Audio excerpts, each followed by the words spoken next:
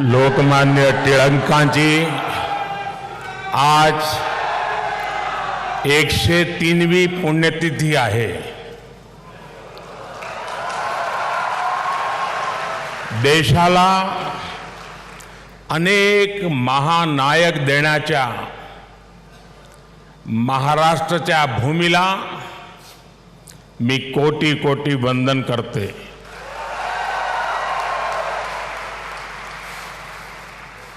कार्यक्रम में उपस्थित आदरणीय श्री शरद पवार जी, राज्यपाल श्रीमान रमेश बैस जी, महाराष्ट्र के मुख्यमंत्री श्रीमान एकनाथ शिंदे जी, उप मुख्यमंत्री श्रीमान देवेंद्र फडणवीस जी, उप मुख्यमंत्री श्रीमान अजीत पवार जी, ट्रस्ट के अध्यक्ष श्रीमान दीपक तिलक जी, पूर्व मुख्यमंत्री मेरे मित्र श्रीमान सुशील कुमार शिंदे जी, तिलक परिवार के सभी सम्मानित सदस्यगण एवं उपस्थित भाई और बहनों, आज का ये दिन मेरे लिए बहुत अहम है. मैं यहां आकर जितना उत्साहित हूं उतना ही भावुक भी हूं. आज हम सबके आदर्श और भारत के गौरव बाल गंगाधर तिलक जी की पुण्यतिथि है. साथ ही आज अन्ना भाऊ साठे जी की जन्म जयंती भी है. लोकमान्य तिलक जी तो हमारे स्वतंत्रता इतिहास के माथे के तिलक है.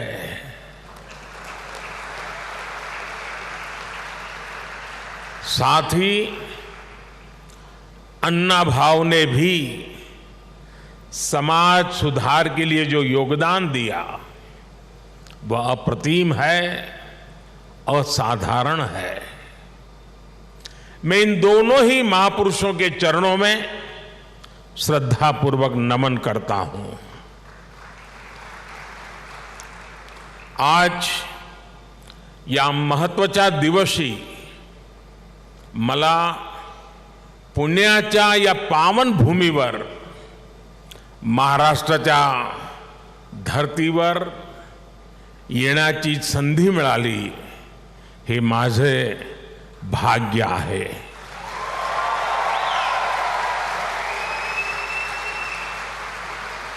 ये पुण्यभूमि छत्रपति शिवाजी महाराज की धरती है. ये चाफेकर बंधुओं की पवित्र धरती है. इस धरती से ज्योतिबा फुले, सावित्रीबाई फुले की प्रेरणाएं और आदर्श जुड़े हैं.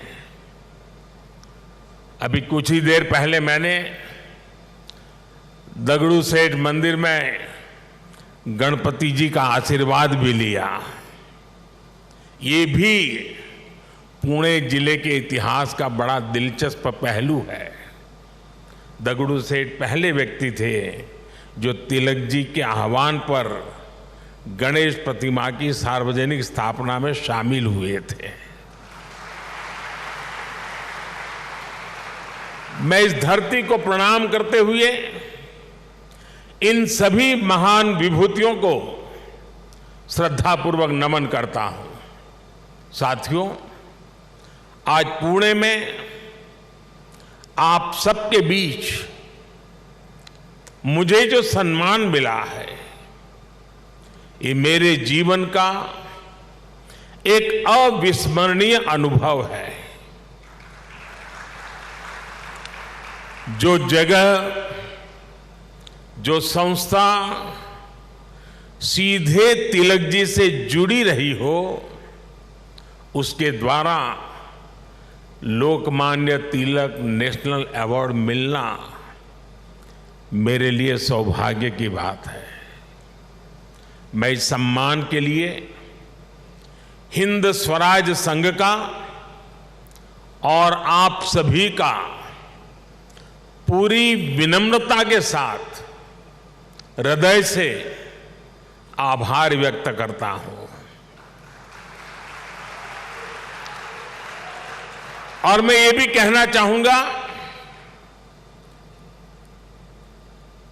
अगर ऊपर ऊपर से थोड़ा नजर करें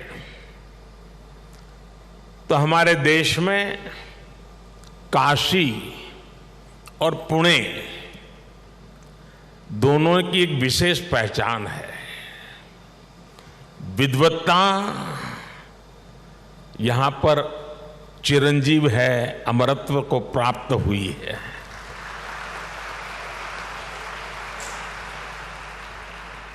और जो पुणे नगरी विद्वत्ता की दूसरी पहचान हो, उस भूमि पे सम्मानित होना जीवन का इससे बड़ा कोई गर्व और संतोष की अनुभूति देने वाली घटना नहीं हो सकती है। लेकिन साथियों, जब कोई अवार्ड मिलता है तो उसके साथ ही हमारी जिम्मेदारी भी बढ़ जाती है।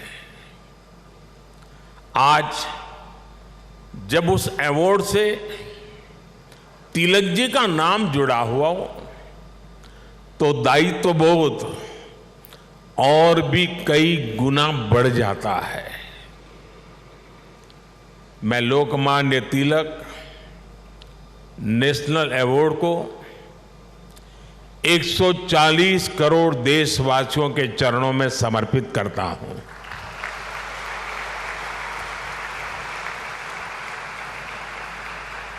मैं देशवासियों को विश्वास भी दिलाता हूं कि उनकी सेवा में, उनकी आशाओं अपेक्षाओं की पूर्ति में कोई कोर कसर बाकी नहीं छोड़ूंगा। जिनके नाम में गंगाधर हो, उनके नाम पर मिले इस अवार्ड के साथ जो धनराशि मुझे दी गई है वो भी गंगा जी को समर्पित कर रहा हूं।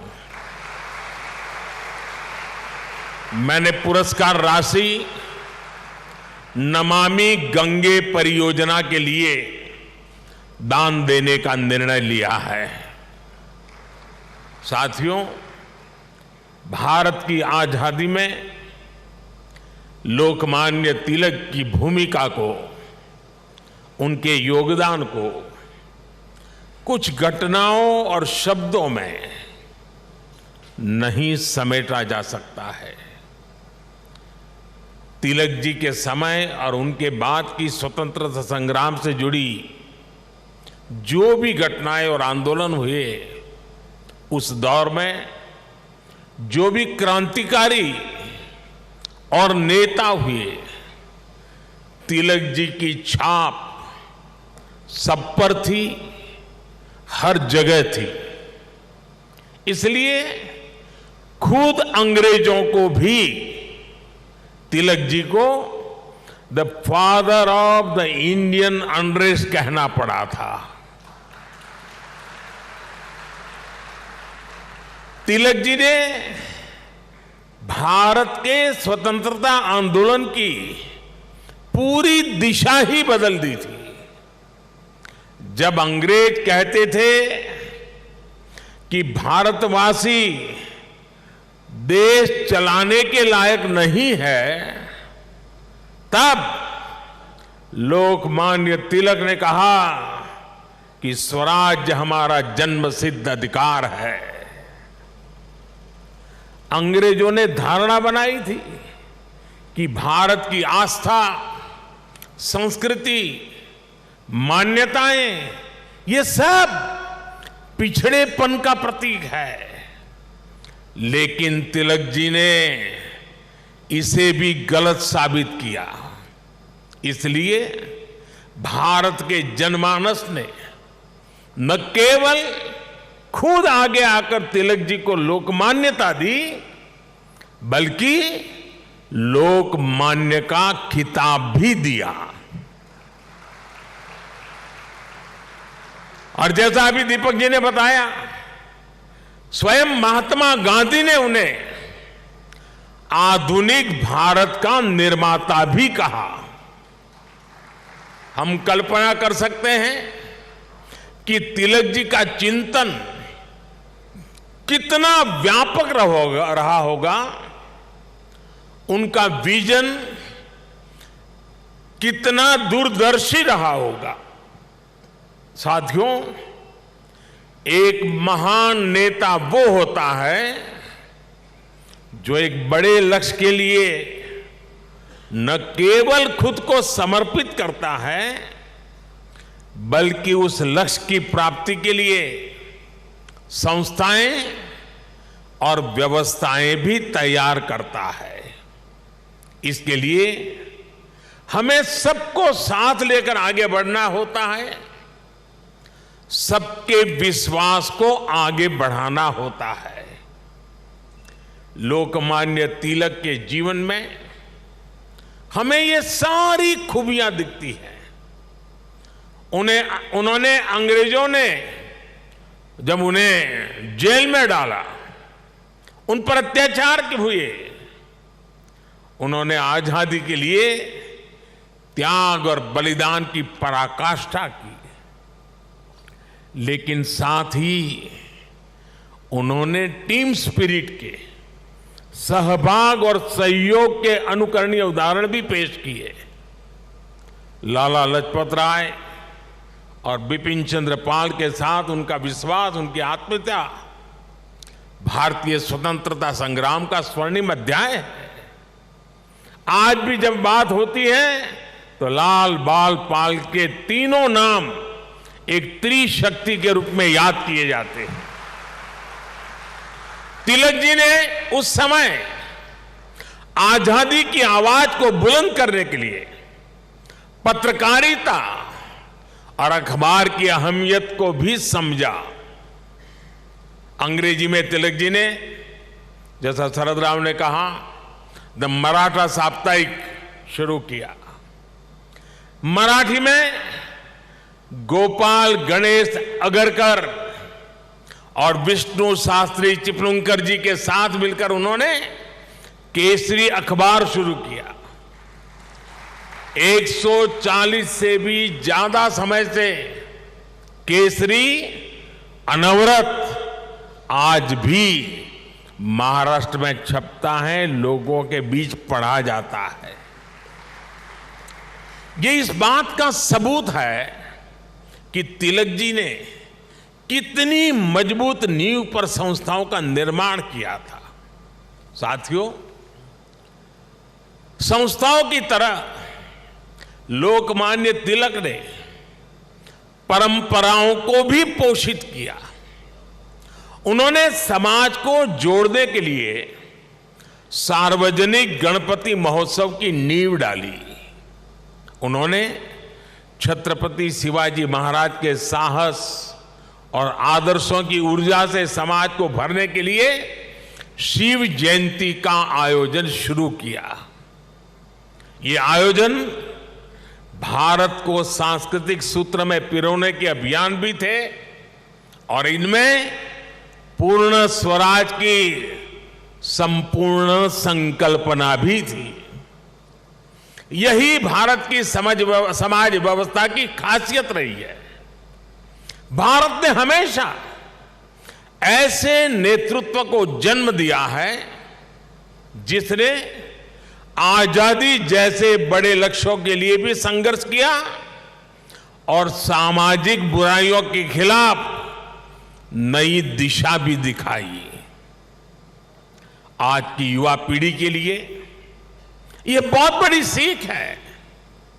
भाइयों और बहनों, लोकमान्य तिलक इस बात को भी जानते थे कि आजादी का आंदोलन हो या राष्ट्र निर्माण का मिशन, भविष्य की जिम्मेदारी हमेशा युवाओं के कंधों पर होती है। वो भारत के भविष्य के लिए शिक्षित और सक्षम युवाओं का निर्माण चाहते थे। लोकमान्य में युवाओं की प्रतिभा पहचानने की जो दिव्य दृष्टि थी, इसका एक उदाहरण हमें वीर सावरकर से जुड़े घटनाक्रम में मिलता है।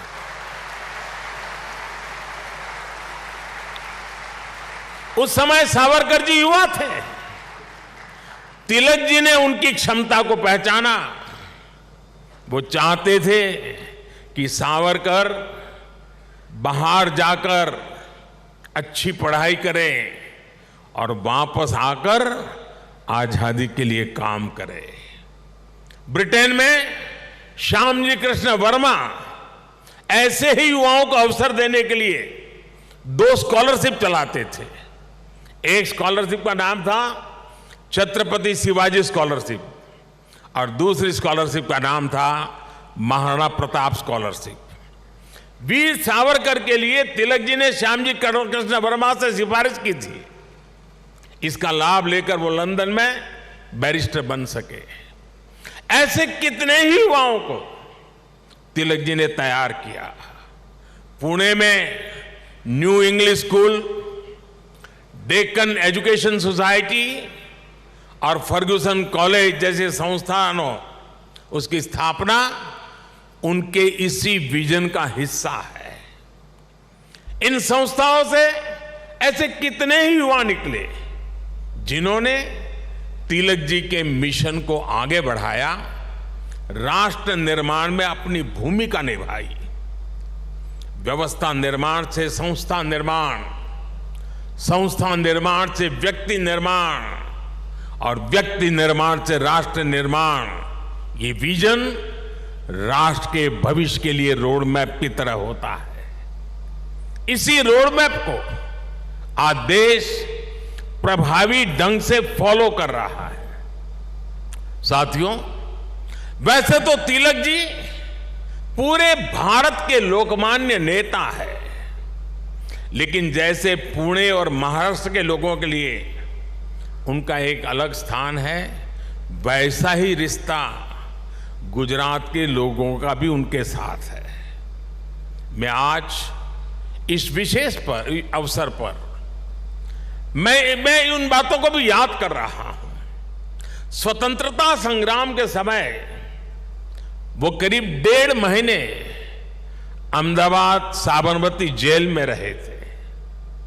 इसके बाद 1916 में तिलक जी अहमदाबाद आए और आपको जानकर के खुशी होगी, उस समय जब अंग्रेजों की पूरी तरह जुल्म चलते थे, अहमदाबाद में तिलक जी के स्वागत में और उनको सुनने के लिए उस जमाने में 40,000 से ज्यादा लोग उनका स्वागत करने के लिए आए थे। और खुशी की बात यह है कि उनको सुनने के लिए उस समय ऑडियंस में सरदार वल्लभ भाई पटेल भी थे। उनके भाषण ने सरदार साहब के मन में एक अलग ही छाप छोड़ी। बाद में सरदार पटेल अहमदाबाद नगर पालिका के प्रेसिडेंट बने, म्युनिसिपैलिटी के प्रेसिडेंट बने। और आप देखिए उस समय के व्यक्तित्व की सोच कैसी होती थी। उन्होंने अहमदाबाद में तिलक जी की मूर्ति लगाने का फैसला किया। और सिर्फ मूर्ति लगाने का फैसला किया नहीं, उनके निर्णय में भी सरदार साहब की लौह पुरुष की पहचान मिलती है। सरदार साहब ने जो जगह चुनी वो जगह थी विक्टोरिया गार्डन। अंग्रेजों ने रानी विक्टोरिया की हीरक जयंती मनाने के लिए अहमदाबाद में 1897 में 1897 में विक्टोरिया गार्डन का निर्माण किया था। यानी ब्रिटिश महारानी के नाम पर बने पार्क में उनकी छाती पर सरदार पटेल ने इतने बड़े क्रांतिकारी लोकमान्य तिलक की मूर्ति लगाने का फैसला कर लिया।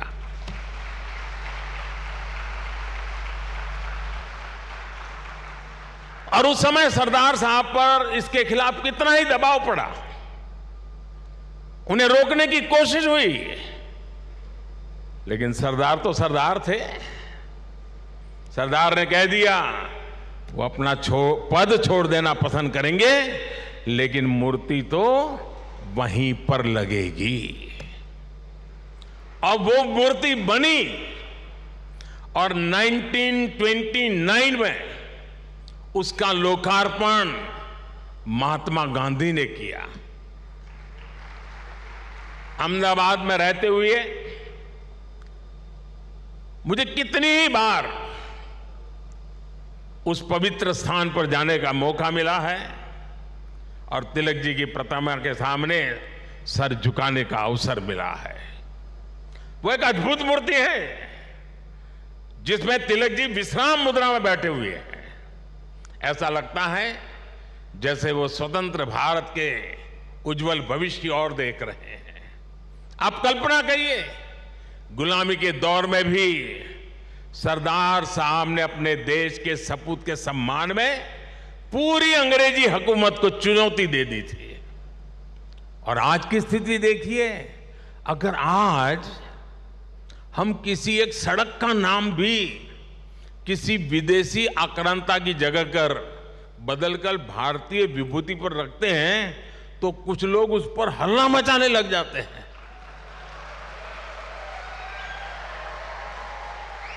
उनकी नींद खराब हो जाती है।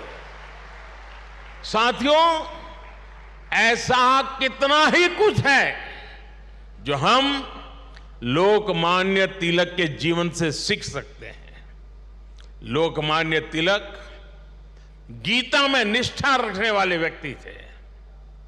वो गीता के कर्मयोग को जीने वाले व्यक्ति थे। अंग्रेजों ने उन्हें रोकने के लिए उन्हें भारत के दूर पूरब में मांडले की जेल में डाल दिया, लेकिन वहां भी तिलक जी ने गीता का अपना अध्ययन जारी रखा। उन्होंने देश को हर चुनौती से पार पाने के लिए गीता रहस्य के जरिए कर्मयोग की सहज समझ दी, कर्म की ताकत से परिचित करवाया। साथियों, बाल गंगाधर तिलक जी के व्यक्तित्व के एक और पहलू की तरफ मैं आज देश के युवा पीढ़ी का ध्यान आकर्षित करना चाहता हूं। तिलक जी की एक बड़ी विशेषता थी कि वो लोगों को खुद पर विश्वास करने के बड़े आग्रही थे और करना सिखाते थे। वो उन्हें आत्मविश्वास से भर देते थे। पिछली शताब्दी में जब लोगों के मन में ये बात बैठ गई थी कि भारत गुलामी की बेड़ियां नहीं तोड़ सकता, तिलक जी ने लोगों को आजादी का विश्वास दिया। उन्हें हमारे इतिहास पर विश्वास था, उन्हें हमारी संस्कृति पर विश्वास था, उन्हें अपने लोगों पर विश्वास था, उन्हें हमारे श्रमिकों उद्यमियों पर विश्वास था, उन्हें भारत के सामर्थ्य पर विश्वास था। भारत की बात आते ही कहा जाता था यहां के लोग ऐसे ही हैं, हमारा कुछ नहीं हो सकता। लेकिन तिलक जी ने हीन भावना के इस मिथक को तोड़ने का प्रयास किया, देश को उसके सामर्थ्य का विश्वास दिलाया। साथियों, अविश्वास के वातावरण में देश का विकास संभव नहीं होता। कल मैं देख रहा था, पुणे के ही एक सज्जन श्रीमान मनोज पोचाट जी ने मुझे एक ट्वीट किया है। उन्होंने मुझे 10 साल पहले की मेरी पुणे यात्रा को याद दिलाया है। उस समय जिस फर्ग्यूसन कॉलेज की तिलक जी ने स्थापना की थी, उसमें मैंने तब के भारत में ट्रस्ट डेफिसिट की बात की थी। अब मनोज जी ने मुझे आग्रह किया है कि मैं ट्रस्ट डेफिसिट से ट्रस्ट सरप्लस तक की देश की यात्रा के बारे में बात करूं। मैं मनोज जी का आभार व्यक्त करूंगा कि उन्होंने इस अहम विषय को उठाया है। भाइयों और बहनों, आज भारत में ट्रस्ट सरप्लस पॉलिसी में भी दिखाई देता है और देशवासियों के परिश्रम में भी झलकता है। बीते 9 वर्षों में भारत के लोगों ने बड़े बड़े बदलावों की नींव रखी, बड़े बड़े परिवर्तन करके दिखाए। आखिर कैसे भारत दुनिया की 5वीं सबसे बड़ी अर्थव्यवस्था बन गया? ये भारत के लोग ही हैं जिन्होंने ये करके दिखाया। आज देश हर क्षेत्र में अपने आप पर भरोसा कर रहा है और अपने नागरिकों पर भी भरोसा कर रहा है। कोरोना के संकट काल में भारत ने अपने वैज्ञानिकों पर विश्वास किया और उन्होंने मेड इन इंडिया वैक्सीन बनाकर दिखाई और पुणे ने भी उसमें बड़ी भूमिका निभाई। हम आत्मनिर्भर भारत की बात कर रहे हैं क्योंकि हमें विश्वास है कि भारत ये कर सकता है। हम देश के आम आदमी को बिना गारंटी का मुद्रा लोन दे रहे हैं क्योंकि हमें उसकी ईमानदारी पर, उसकी कर्तव्य शक्ति पर विश्वास है। पहले छोटे छोटे कामों के लिए आम लोगों को परेशान होना पड़ता था। आज ज्यादातर काम मोबाइल पर एक क्लिक पर हो रहे हैं। कागजों को अटैच करने के लिए आपके अपने हस्ताक्षर पर भी आज सरकार विश्वास कर रही है। इससे देश में एक अलग माहौल बन रहा है, एक सकारात्मक वातावरण तैयार हो रहा है और हम देख रहे हैं कि विश्वास से भरे हुए देश के लोग देश के विकास के लिए कैसे खुद आगे बढ़कर काम कर रहे हैं। स्वच्छ भारत आंदोलन को इस जन विश्वास ने ही जन आंदोलन में बदला। बेटी बचाओ बेटी पढ़ाओ अभियान को इस जन विश्वास ने ही जन आंदोलन में बदला।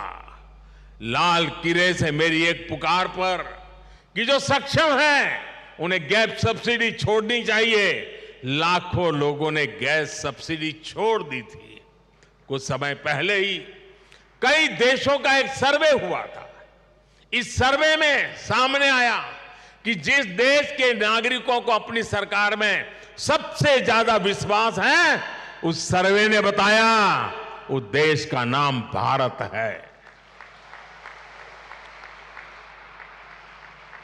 ये बदलता हुआ जनमानस, ये बढ़ता हुआ जनविश्वास भारत के जन जन की प्रगति का माध्यम बन रहा है। साथियों, आज आजादी के 75 वर्ष बाद देश अपने अमृतकाल को कर्तव्य काल के रूप में देख रहा है। हम देशवासी अपने अपने स्तर से देश के सपनों और संकल्पों को ध्यान में रखकर काम कर रहे हैं। इसलिए आज विश्व भी भारत में भविष्य देख रहा है। हमारे प्रयास आज पूरी मानवता के लिए एक आश्वासन बन रहे हैं। मैं मानता हूं कि लोकमान्य आज जहां भी उनकी आत्मा होगी वो हमें देख रहे हैं, हम पर अपना आशीर्वाद बरसा रहे हैं। उनके आशीर्वाद से, उनके विचारों की ताकत से हम एक सशक्त और समृद्ध भारत के अपने सपने को जरूर साकार करेंगे। मुझे विश्वास है हिंद स्वराज संघ तिलक के आदर्शों से जन जन को जोड़ने में इसी प्रकार आगे आकर के अहम भूमिका निभाता रहेगा। मैं एक बार फिर इस सम्मान के लिए आप सभी का आभार प्रकट करता हूं। इस धरती को प्रणाम करते हुए, इस विचार को आगे बढ़ाने में जुड़े हुए सबको प्रणाम करते हुए मैं मेरी वाणी को विराम देता हूं। आप सबका बहुत बहुत धन्यवाद।